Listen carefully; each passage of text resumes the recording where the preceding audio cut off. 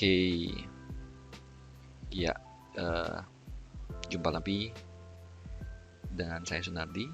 Kali ini saya akan menjelaskan cara membangun sistem e-learning untuk sekolah atau bimbel. Eh, Video presentasi ini saya buat sebagai respon terhadap persiapan webinar yang akan dilaksanakan nanti siang. Nah, video ini dikhususkan bagi para pemangku keputusan dari khususnya di bagian sekolah maupun di bimbel supaya rekan-rekan sekalian bisa melakukan pertimbangan-pertimbangan terhadap membangun e-learning untuk sekolah atau bimbel. Oke, durasi pembelajaran kali ini tidak lebih dari 30 menit.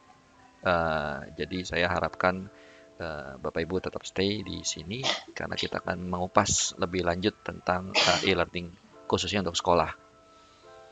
Oke. Nah, sebelumnya perkenalkan dulu, nama saya Sunardi. Saya adalah CEO dari Sanedu, satu startup company yang saya buat tahun lalu. Startup company ini bergerak di bagian e-learning content creator dan LMS deployment. Bapak Ibu bisa scan QR code dari slide saya langsung dan otomatis tersimpan pada kontak Anda. Lalu saya juga sebelumnya sebagai konsultan education yang menghandle beberapa sekolah. Saya juga mendapatkan sertifikasi Google Certified Educator level 1 dan 2 dan sebagai Certified Innovator yang di-handle langsung oleh Google Singapura. Oke, dengan expertise yang saya bawa, saya akan mencoba men-sharingkan kepada Bapak Ibu sekalian tentang e-learning system. Nah, mungkin saya akan buat dalam bentuk tanya jawab ya supaya lebih santai. Oke, nah, pertanyaan pertama sebenarnya kenapa sih Anda perlu e-learning? Kalau kita bisa perhatikan Bapak Ibu sekalian, nggak mungkin kan tiba-tiba Anda lihat webinar ini terus dipaksa untuk masuk kan. Tapi Anda pasti ingin tahu lebih tentang e-learning. Nah, mungkin sebelum terjadi COVID-19 ini, e-learning bukan sesuatu yang dapat disandingkan oleh pertemuan tatap muka. Kita percaya bahwa pertemuan tatap muka adalah pertemuan yang paling membuat kesan dan paling mendapatkan knowledge retention terhadap memori kita. Tapi dengan keadaan ini kita terpaksa harus mengubahnya menjadi the new normal. Nah, new normal ini adalah bagaimana proses kita beradaptasi dengan model-model di mana kita tidak bisa keluar dari rumah atau berhubungan langsung secara fisikal. Oke, nah kita balik lagi kenapa kita perlu e-learning. Kita perlu perhatikan sebenarnya pertanyaan ini tidak perlu dijawab terlalu konkret karena Anda sendiri sudah merasakan. Anda melihat video di YouTube ini, Anda mengikuti webinar, berarti Anda perlu bagaimana menyerap informasi dengan cara yang berbeda. Nah, e-learning adalah proses pembelajaran yang dibawa dalam bentuk teknologikal. Simpelnya seperti itu. So, jadi Bapak Ibu, kenapa kita perlu e-learning? Karena kalau kita tidak mengadopsi e-learning, maka pembelajaran akan menjadi full tatap muka. Nah, ketika full tatap muka, barrier-nya sekarang semakin banyak. Ya, sehingga tidak bisa dipungkiri kita perlu e-learning supaya kita mendapatkan informasi terus-menerus, kita terus belajar, kita terus grow terus-menerus sehingga kita menjadi orang yang lebih baik dan lebih bijak nantinya. Makanya kita harus banyak belajar. Oke. Nah, selanjutnya yang kedua, kenapa kalau kita tidak menggunakan e-learning? So, ini menjadi suatu poin penting bagi Bapak Ibu sekalian. Coba Bapak Ibu bayangkan, emang kenapa kalau saya nggak pakai e-learning? So what gitu loh, what's in it for me? Betul, Bapak Ibu sekalian sebagai pemangku keputusan di sekolah ataupun di bimbel, Bapak Ibu bisa perhatikan bahwa memang e-learning ini bukan sesuatu yang menjadi necessaries dulu kala. Karena ketika Anda harus bisa bertatap muka langsung. Tapi karena keadaan seperti ini, mau tidak mau kita harus bisa membuka mata kita terhadap keunggulan dari e-learning tadi. Itu yang membuat kita harus berpikir lagi tentang bagaimana penggunaan e-learning. Apa yang terjadi kalau kita tidak menggunakan e-learning? So, pasti Anda tetap struggle di tempat-tempat yang memang sudah mulai ditinggalkan orang. Nah, sekolah-sekolah sudah mulai melihat keuntungan dari e-learning, tapi Anda masih belum bisa melihat dari e-learning. Nah, sekolah-sekolah sudah bimbel-bimbel sudah menyiapkan e-learning. Mungkin bimbel saat ini masih mulai mencari polanya. Tapi terus terang kalau Anda tidak menggunakan e-learning, mungkin Anda akan melakukannya. Tapi nanti ketika segala sesuatunya sudah ketinggalan. Nah, itu yang menjadi message hari ini. Oke, selanjutnya yang ketiga. Oke, ya deh, saya butuh deh. Nah, jika saya butuh, bagaimana cara memulainya? Nah, yang pasti dengan masuknya teknologi baru, harapannya adalah meningkatkan kinerja, meningkatkan performance, dan menurunkan cost. Betul, itu sudah pasti terjadi. Baik sekolah maupun bimbel, ini adalah inovasi baru yang masuk ke dalam value Anda. Nah, ketika masuk ke dalam value Anda, pastinya biaya akan naik di awal dan akan mengubahnya menjadi entah itu cost, entah itu produktivitas. Yuk, cuma dua pilihannya Bapak Ibu. Cara memulainya seperti apa? Yang pasti finansial harus kita persiapkan. Oke? Tidak ada semua yang serba gratis dibagi. Pasti ada drawback-nya, pasti ada in return-nya. Jadi Bapak Ibu sudah pasti ketika Anda mau menginvestasikan e-learning, Anda harus tahu bahwa ada capital yang Anda akan informasikan. Dan jangan pernah harapkan itu menjadi sebuah cost. Ya, itu adalah investment Bapak Ibu sekalian untuk meningkatkan produktivitas sekolah atau bimbel Bapak Ibu. Nah, itu yang membuat kita berbeda. Oke? Nah, cara mulainya mempersiapkan capital pasti. Nah, terus setelah itu gimana? Oke, setelah itu kita bisa searching dari internet, kita bisa searching di YouTube, kita bisa tanya orang, kita bisa tanya sekolah lain yang sudah melakukannya, kita bisa tanya bimbel lain yang sudah melakukan. Mungkin bimbel belum banyak melakukan. Tapi salah satunya adalah ya menonton YouTube ini ataupun melihat langsung dari webinar dan merasakan langsung bertanya kepada orang IT kita. Nah, itu yang menjadi perbedaan. Selanjutnya, oke, ya udah, saya punya kapital nih. Selanjutnya gimana nih? Selanjutnya mau sewa atau punya sendiri, gitu kan? Saya mau sewa apa nih yang saya beli gitu ya? Atau saya sewa? Intinya gitu seperti itu. Saya beli solusi itu atau saya sewa solusi itu. Nah, apa bedanya sih? Yang pasti kalau pepatah orang mengatakan bahwa kalau kita beli pengen makan sate kambing, kita nggak mungkin miara kambingnya. Nah, itu sudah tidak jadi relevan lagi. Betul itu terjadi dulu. Nah, sekarang itu pasti ada pertimbangan. Oke, ya udah saya bisniskan saja sekalian. Kan bisa seperti itu Bapak Ibu ya. Oke. Nah, itu dia perbedaannya sewa atau beli. Kita setiap saat nanti kita akan cerita lebih lanjut lagi perbedaannya lebih detail. Tapi Bapak Ibu bisa perhatikan bahwa ada plus minus yang belum tentu cocok dengan tempat Bapak Ibu. So, jadi kita kali ini akan mencocokkan antara fit sama proper kepada solusi dari Bapak Ibu sekalian. Oke. Selanjutnya, nah, saya harus cerita ini dulu. Ini adalah teknologi yang semakin lama semakin berkembang. Nah, namanya adalah cloud. Mungkin Anda bilang komputasi awan. Bagi Bapak Ibu yang sudah paham, mungkin bisa direview lagi. Tapi Bapak Ibu yang belum paham, saya mau cerita sedikit.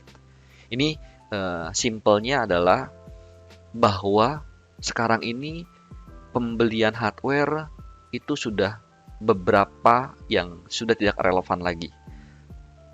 Hardware server itu bisa disewa. Sewanya gimana? Oke, sewanya di provider. Jadi ada beberapa provider yang menyewakan servernya. Jadi mereka punya banyak server, kita tinggal sewa aja. Loh, sewanya seperti apa nih? Kita lihat fisiknya apa enggak? Bisa dilihat fisiknya, bisa hanya cuma diakses. dalamnya, jadi nggak perlu lihat akses fisiknya. Nah, yang tidak perlu dilihat akses fisiknya, ya, terus bisa diakses dalamnya, itu kita bilang cloud. Oke? Nah, ini pemahaman experience saya terhadap cloud yang saya buat sedemikian rupa sehingga Anda memudahkan Anda.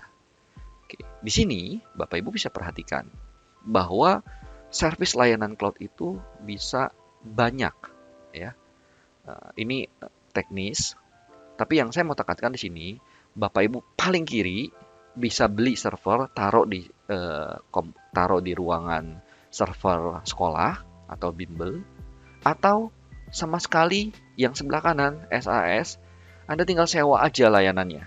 Let's say Anda pernah menyewa Dropbox 2 GB gratis, tapi waktu pas Anda mau bayar dapat 15 GB ya, atau memang Anda mau sewa let's say Google Drive, Google One, dari awalnya 15 GB free bisa sampai 100 GB gitu, itu sewa. Nah, sewanya model seperti itu. Coba ya, jadi ambil bayangkan. Atau Spotify, ya, atau YouTube Premium. Anda kan sewa ya. Nah, itu adalah perbedaan-perbedaan antara tanpa cloud dengan cloud. Itu dulu. Selanjutnya, oke, Pak, kalau saya mau sewa, apa yang harus disiapkan? Nah, untuk sewa yang harus disiapkan memang lumayan simple. Ya, yang disiapkan pasti capital, dan kita pengen tahu usernya berapa banyak sih di sekolah atau di bimbel Anda.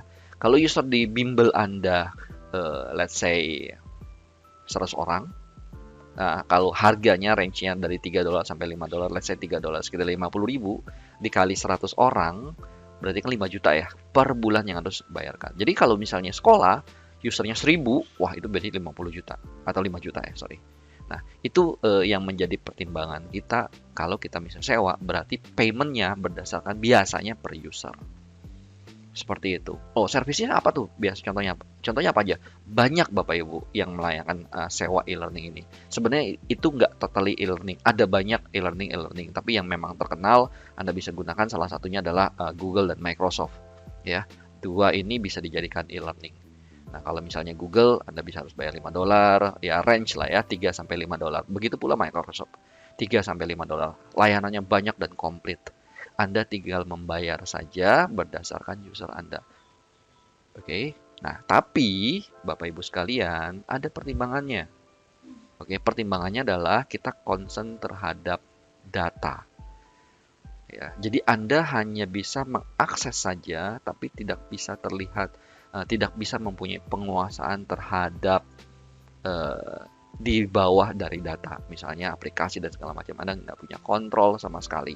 Kalau Anda melakukan perubahan atau customasi atau segala macam, itu tidak diberikan. Anda hanya menggunakan saja, terima atau tinggalkan.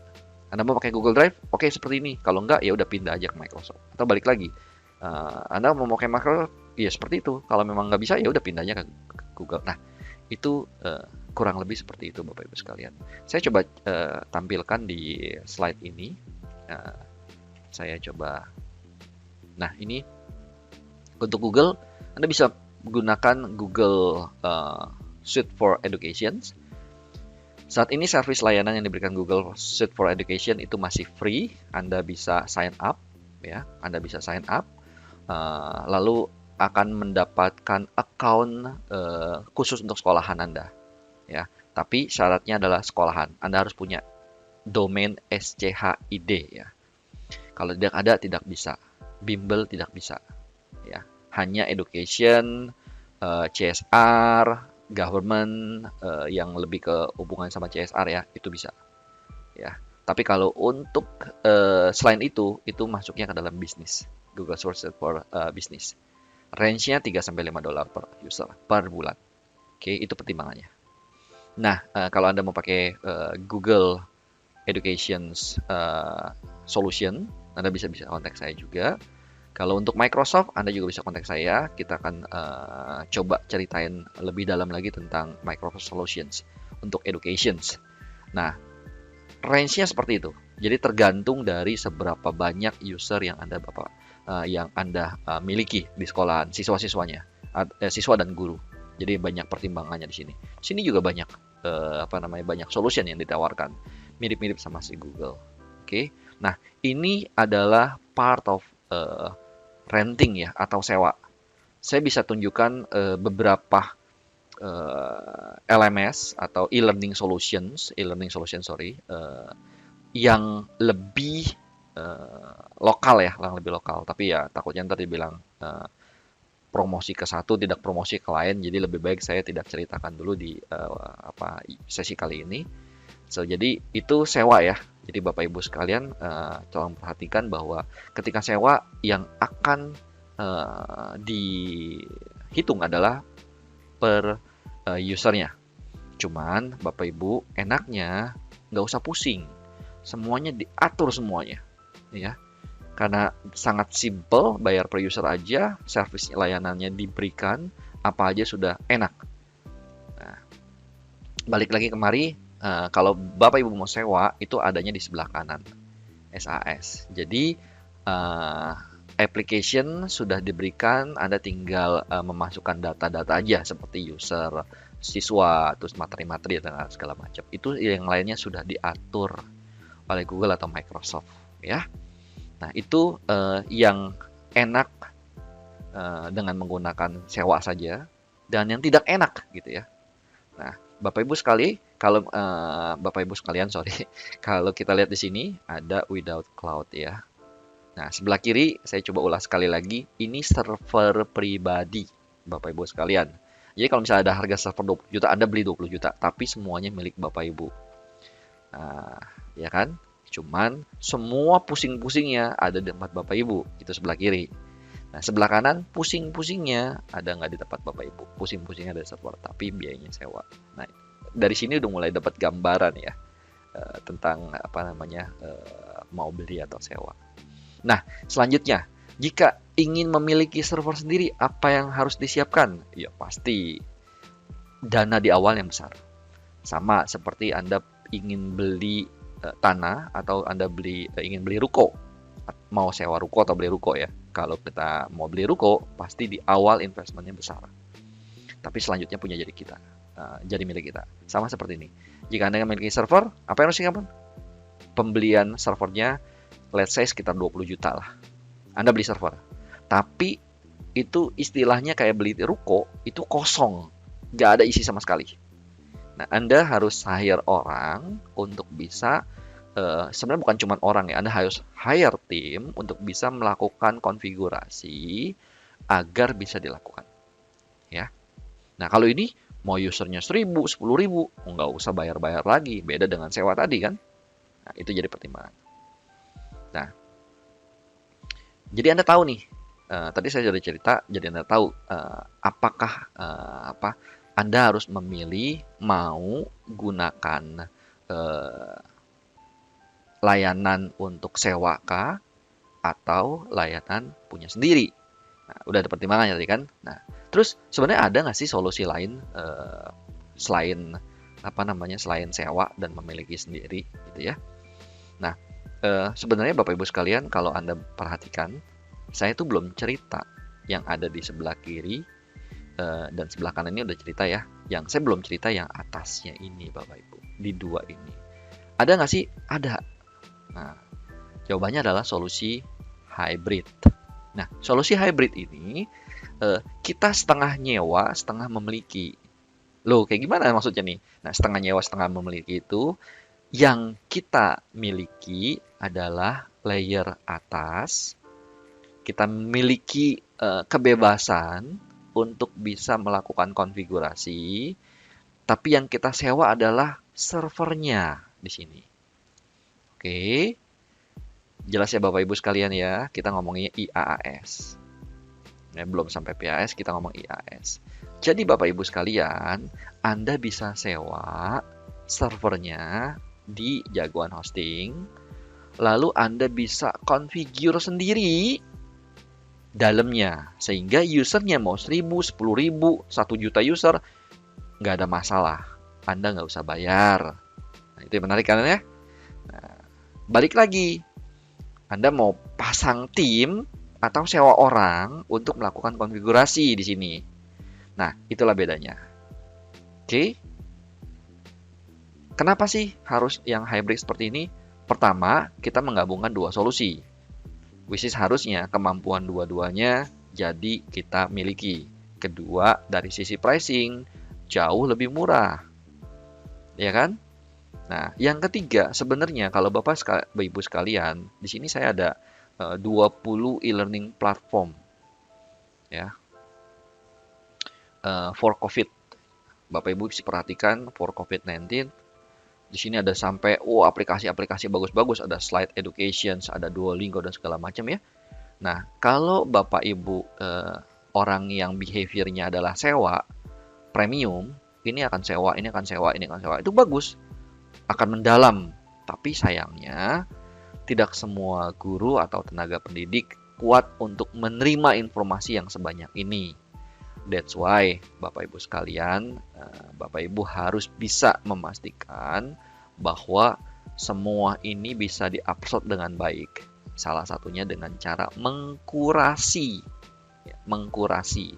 Nah, kita harus mencari e-learning system yang dapat mengkurasi, mengumpulkan link, dan menampilkannya kepada e-learning kita. Nah, itu jadi key point kita juga. So, ini penting. Nah, di sini saya akan ceritakan solution yang di tengah-tengah ini yang kita sebut infrastructure as a service. Bapak Ibu bisa, kalau Bapak Ibu sudah tahu tentang adanya seperti WordPress yang bisa disewa ataupun WordPress yang bisa dibikin sendiri, nah itu ada juga content management service yang menyiapkan solusi tersebut khusus untuk education. Oke, nah, namanya adalah Moodle. Ya, kenapa Moodle? Nah, mungkin bagi orang yang belum pernah dengar kenapa Moodle gitu kan. Semua kalau kita tanya kenapa Moodle? Ya, gratis gitu. Gratis, bilangnya seperti itu. Jadi kita bisa setup sesuatu yang nggak usah bayar gitu kan. Dia mau coba-coba dan segala macam. Tapi sebenarnya saya nggak mau cerita itu dulu, Bapak Ibu sekalian. Itu harga itu memang nggak bohong, ya. Dan ada sesuatu yang harus di-bear dari si model ini, ya. Jadi Bapak Ibu, kalau Anda tidak bisa explore lebih dalam, ujung-ujungnya malah pusing sendiri. Nah, ya, kenapa Moodle? Ini saya punya kesempatan tahun lalu ketemu dengan foundernya Moodle. Jadi Dr. Martin Dogimas, itu Moodler namanya panggilannya. Dia sebagai pencipta Moodle dari 20 tahun yang lalu. Dia cerita bagaimana niatnya dia untuk melakukan social constructiveness pedagogi. Jadi intinya Moodle diciptakan khusus untuk education, ya, untuk pedagogi. Jadi dari industri, dari sekolah, dari university itu cocok dengan menggunakan education. Ya, jadi Bapak Ibu perlu ditekankan bahwa Moodle itu adalah dari filosofinya adalah social constructive pedagogi. So, udah paling tepat. Anda nggak mungkin install WordPress untuk apa namanya semuanya gitu ya. Nah, untuk education yang paling tepat adalah Moodle dibandingkan sama yang lain. Ya, kita bisa cerita Bapak Ibu sekalian di sini. Apa sih keunggulannya Moodle? Nah, kita lihat di sini. Saya cek keunggulan Moodle.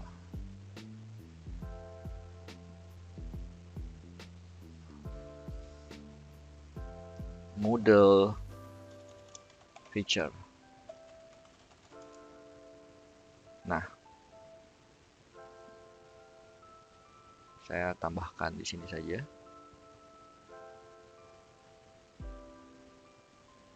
Oh ya, ada about Moodle ya, about Moodle. Saya cerita about Moodle aja deh, lebih simpel. Oke. Nah,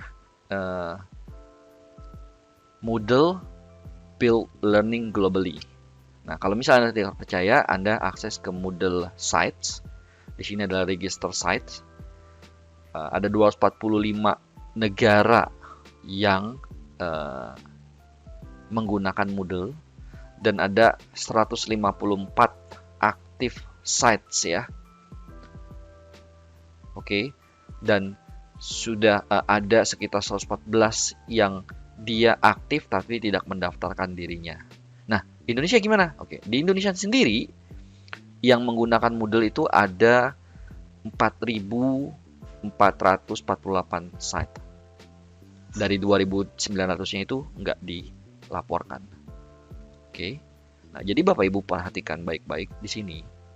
Google Moodle Sites usernya banyak yang minta ampun, dan kebanyakan mereka adalah educations atau bimbel.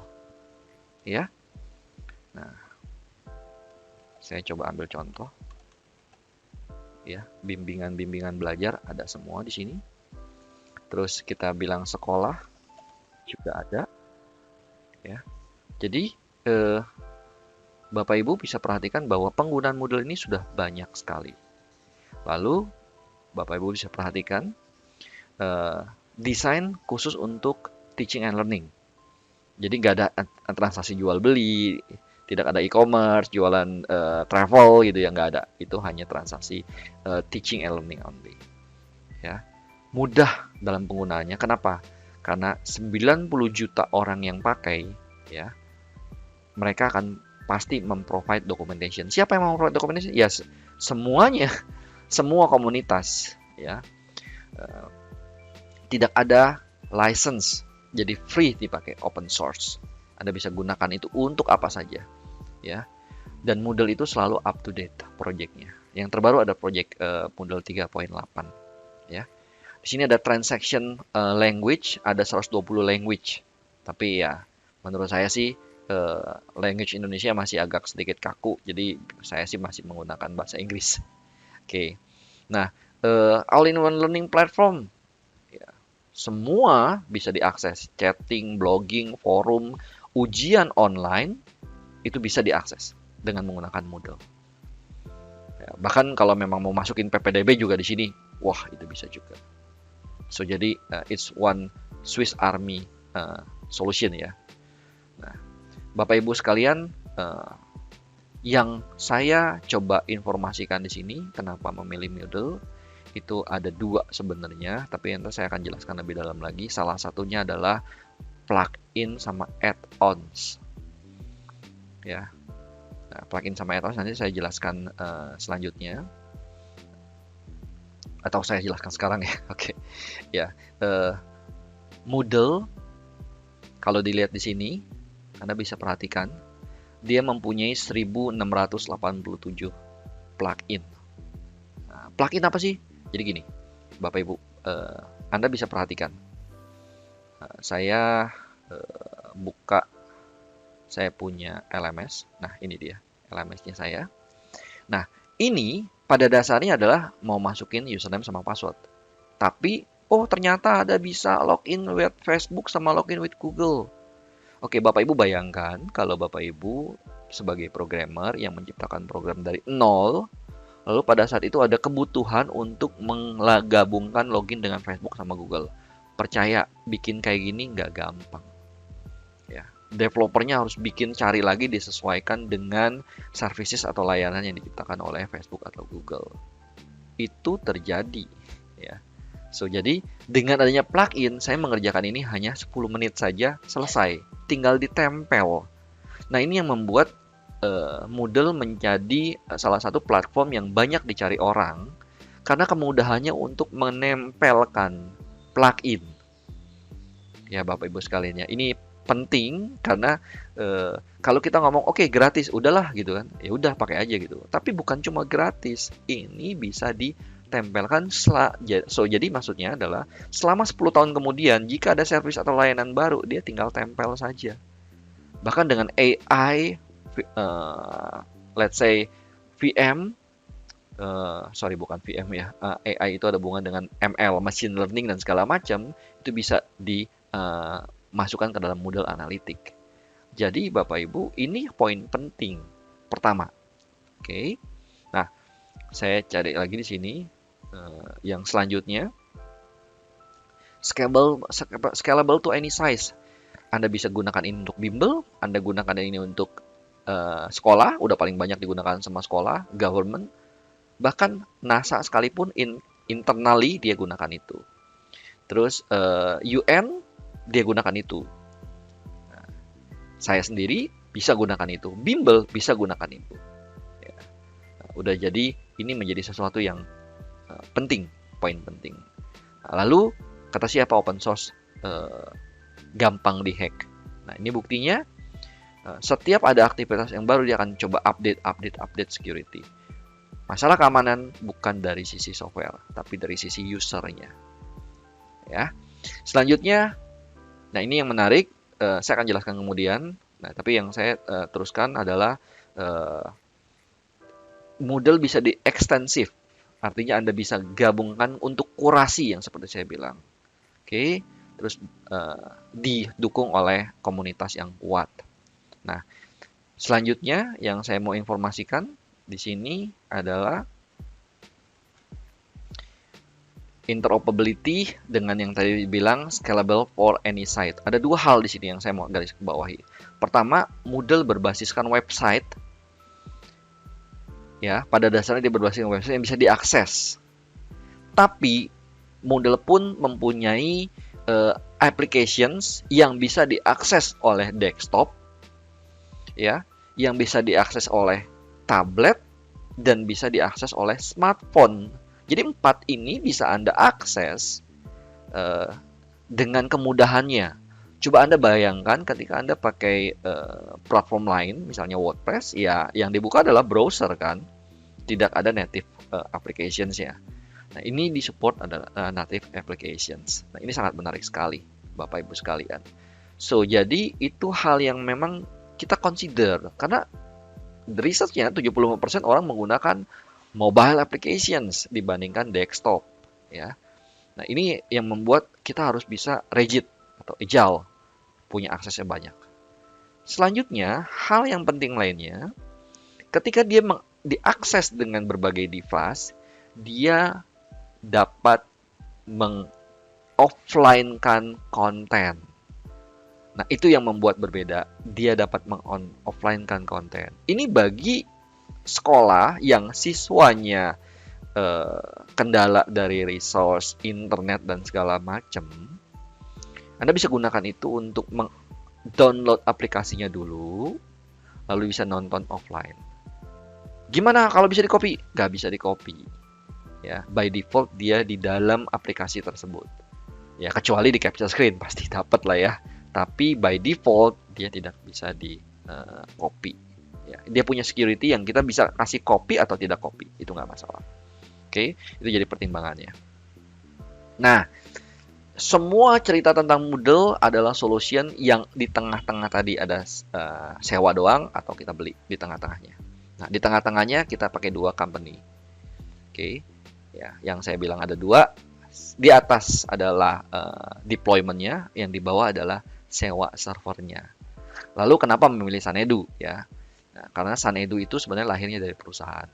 Jadi Anda bisa lebih trust dibandingkan tempat-tempat yang lain karena kita masuknya di perusahaan. Terus saya sendiri ada konsultan pendidikan di pengalaman saya 15 tahun. Jadi saya tahu tentang masalah sekolah. Nah, terus kita juga punya engagement khusus dengan jagoan hosting di bagian bawahnya. Nah, jadi Anda tidak perlu Anda tidak perlu pusing lagi, kita yang siapin semuanya dan pricingnya pun pasti akan bersaing dengan hosting yang lain. Nah, kita juga punya tim ahli khusus untuk tweaking back end sama front end. Ya, Bapak Ibu sekalian. Oke, untuk front end ini bahkan kita bisa membuat aplikasi yang custom. Oke. Nah, sebelum masuk ke dalam feedback, saya perlu ceritakan sendiri. Sebenarnya Anda tidak perlu ke kami, ke perusahaan Edu. Anda bisa lihat di sini bahwa Moodle sendiri menyiapkan cloud base yang Anda tinggal sewa aja, dan ini yang exactly seperti apa yang saya omongkan.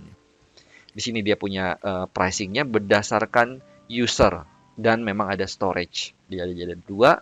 Anda bisa lihat di sini untuk school ada mini, usernya sampai 100, 250 USD setahun, sekitar berapa nih? Ya sekitar 4 jutaan lah ya setahun. Tapi Anda akan sewa terus-menerus. Anda akan sewa terus-menerus. Beda dengan Anda menggunakan layanan dari kami, usernya itu sudah tidak terbatas, dan Anda bisa taikan servis layanannya. Setelah dikonfigur, ya udah tinggal sewa saja yang file storage ini. Seperti itu. Ini pricingnya. Anda bisa perhatikan. Oke. Jauh lebih mahal lah pastinya. Yang kedua, Anda bisa lihat bahwa mobile application di sini juga mempunyai pricing sendiri. Nah, kalau kita lihat di sini, Anda bisa ini unlimited dikerjakan oleh sendiri, pakai layanan oleh kami, atau pakai partner. Wah, partnernya Moodle yang ada paling dekat di Australia. Anda tinggal pilih yang mana. Gitu. Ini choose a plan. Saya coba ceritakan. Oh, ini dia yang Moodle-nya. Sama ya. Oke. Nah, seperti itu, Bapak Ibu sekalian. At the end, saya mohon Bapak Ibu untuk bisa mengisi tinyurl.com wejangan LMS. Nah, saya mohon untuk bantuannya untuk mengisi, karena kita juga ada beberapa giveaway buat Bapak Ibu yang memang perlu melakukan innovation breakthrough dengan menggunakan LMS ini. Oke. Akhir kata, thank you. Bapak Ibu bisa kontak saya di selain di WhatsApp, bisa juga kontak saya di Facebook ataupun Instagram, atau akses langsung ke websitenya kami, sanedu.id. Oke, itu saja. Saya akan buka sesi pertanyaan nanti. Tapi jika Anda mau bertanya di YouTube juga silakan. Oke. Thank you ya semua. Semoga bermanfaat. Bye.